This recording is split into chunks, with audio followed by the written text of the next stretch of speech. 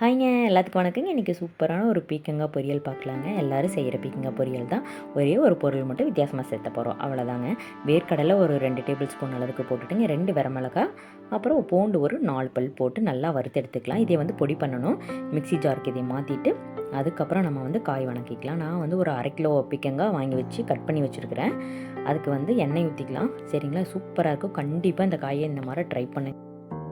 ரொம்ப ரொம்ப சூப்பராக இருக்கும். கண்டிப்பாக ட்ரை பண்ணுங்கள். சரிங்களா? எண்ணெய் ஊற்றிட்டு கடுகு போட்டுட்டுங்க, கடலைப்பருப்பு ஒரு ஸ்பூன் போட்டுக்கலாங்க. ஒரு டேபிள் ஸ்பூன் அளவுக்கு போட்டுட்டு ஒரே ஒரு பெரிய வெங்காயம் கட் பண்ணி வச்சுருக்கிறேன், அதையும் போட்டுக்கலாம். கருவேப்பிலை கொஞ்சம் போட்டுட்டு நம்ம பீக்கங்காய் கட் பண்ணி வச்ச பீக்கங்காயை நம்ம போட்டுக்கிறோம். அது நல்லா வணங்கினதுக்கப்புறம் நம்ம பீக்கங்காய் போடுறோம்.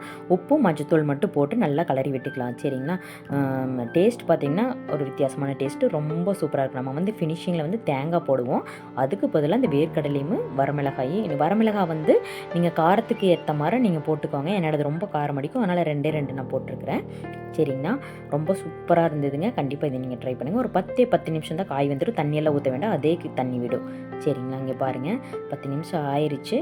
காய் எந்தளவுக்கு வந்திருக்குது பாருங்கள். இன்னும் நம்ம அரைச்சி வச்சுருக்கிறத போட்டுக்கலாம்.